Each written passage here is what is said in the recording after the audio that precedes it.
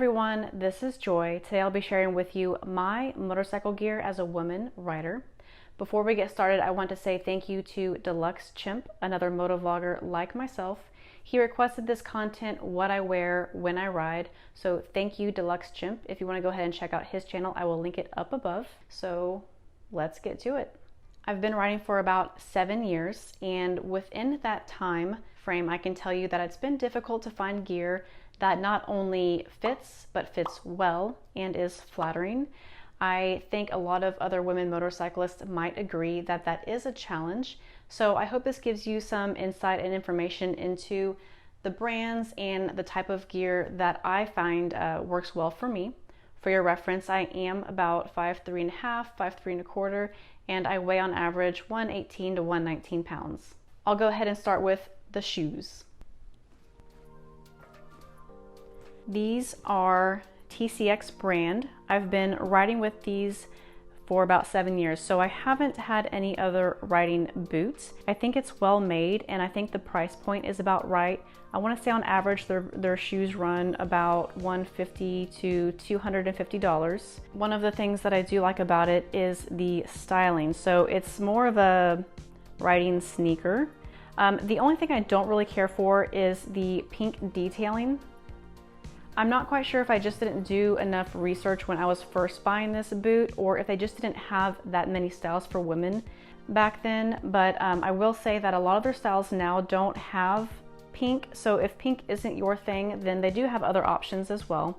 I do like the fact that it has a reinforced heel, toe, and ankle, and that it's a little bit of a higher riding boot so that it does cover your ankle. One more note about this shoe, it is water resistant. I do know they have some styles that are not water resistant, but they do also have some styles that are waterproof. So keep that in mind if you're looking for something like that. This style might not be in their inventory, but they do have a lot of similar styles, a lot of styles that look like your everyday leather boot. As far as sizing goes, I typically wear a size 8, and this is a US size 7. So I did go down a full size. Keep that in mind if you are looking into the TCX brand. You might want to check out their sizing charts. Next, we are moving on up to gloves. This is the only pair that I currently use for riding. The brand is Revit, and it is the Monster 2 glove for women. I've owned these gloves for about 1.5 years. They've held up well so far. They are goat skin, retro inspired, and water resistant. I believe they're meant to be 2 to 3 season riding gloves, but I wear them year round. But then again, I don't ride in really cold weather, anything under 60 degrees. They're quality gloves. The price point is about $150 or so.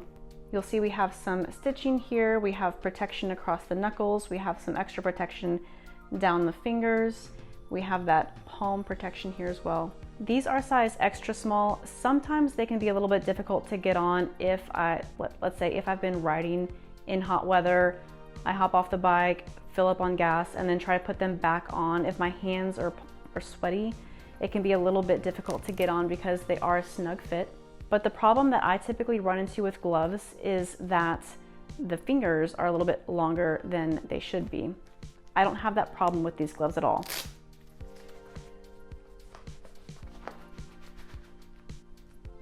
They have this Velcro closure here. Overall, I really like them and I would recommend them.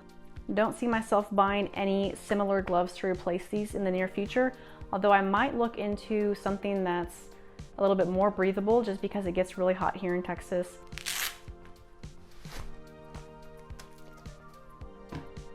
Next, we have jackets. First, we have Roland Sands, which you can see here. Roland Sands is a little bit of a higher price point. What I love about their jackets is that not only they're quality, they're well made, but they are retro and vintage inspired.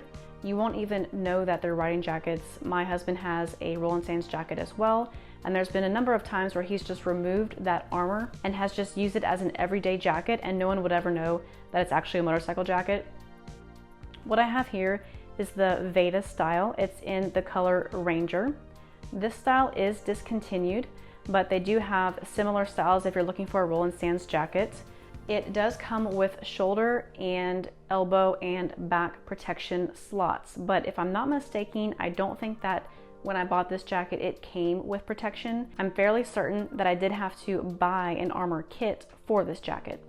So we'll start here. There's a snap closure at the top.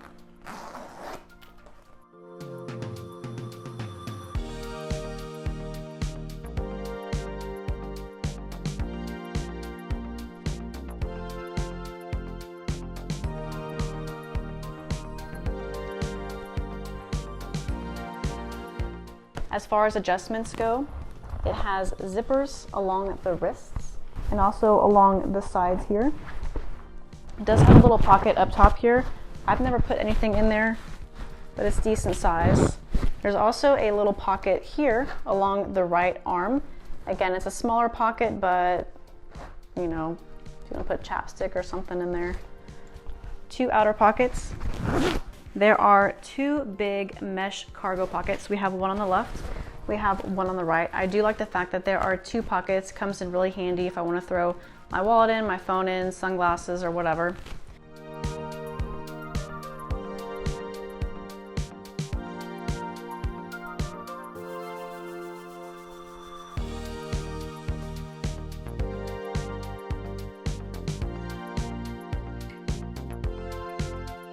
One final note about the Roland Sands jacket, it is a size small.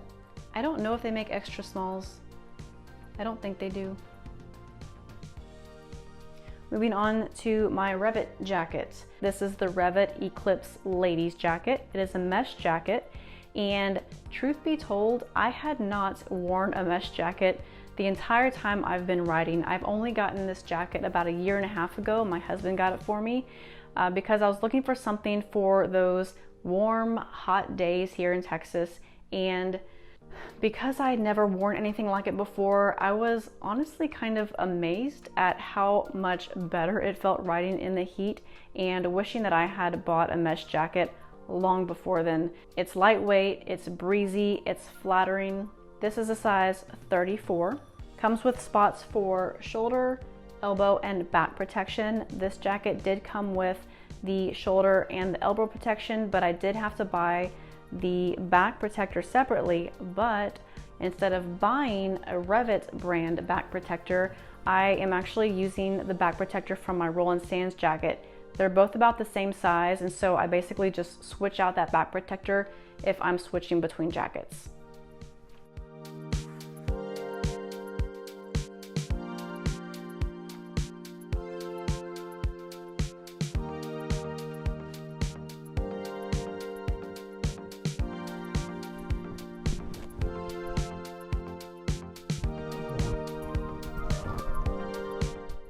So here you have it, nice heavy duty zipper. It has that snap closure up top.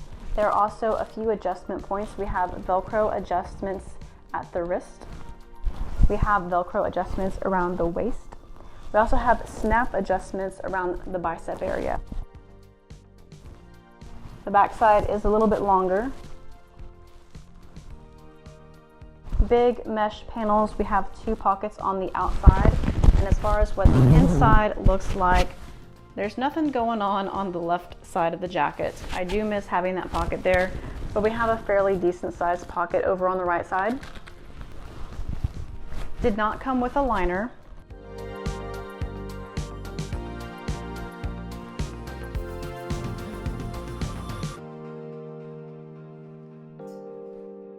Moving on to the head protection.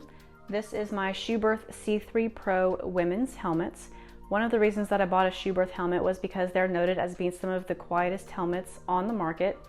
I own this one, my husband owns one, and we will both agree that they are pretty quiet helmets. This is the C3 Pro model, like I mentioned. They are phasing this version out because they've come out with their newer one, which is the C4 Pro. You can still catch this helmet on sale here and there. I'm glad that I caught this one just because I like the styling of it more than the C4 Pro. The edges are a little bit softer. It's a little bit more of a rounder helmet versus the C4 Pro, which to me looks a little bit futuristic, has some of those sharper lines.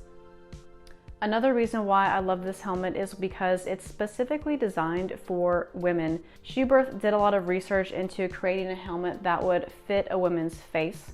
And I will say that I did try on the men's version and this version when I was shopping for this helmet. The women's version did fit me a lot better than the men's version did. I think the men's version just kind of like smushed my face a little bit too much. Something that I like about this helmet is the magenta lining. So it is a really pretty color. The fabric on the inside is made with a material that's easier to clean and is also antibacterial. I did have some pressure when I first started wearing this helmet around the forehead, so now that I've worn it a little while, that has broken in and I don't have that pressure, that tension, or that red mark anymore. This is a modular helmet. It also comes with a built-in visor. I do like the built-in visor because it gives you the option to have that clear shield for if you're riding at night, but during the day you can still pop that visor down to protect your eyes from the sun. It does have vents here and here. It has a ratchet style closure under the chin, so we have this Velcro closure here and then this ratchet style closure here. So I have my Sina attached here. I am wearing a size small.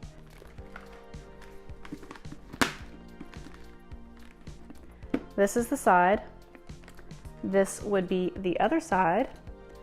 This is the back.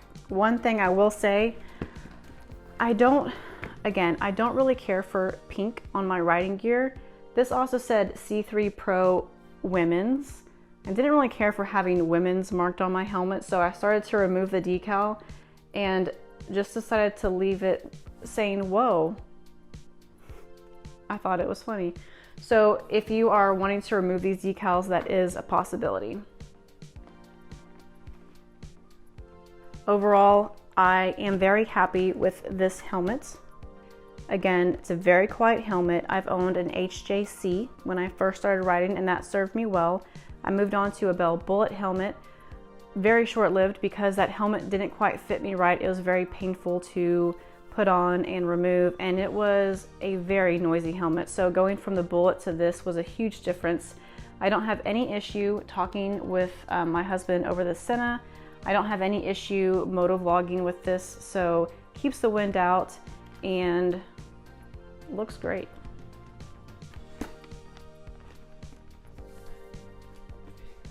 My last piece is this shirt here.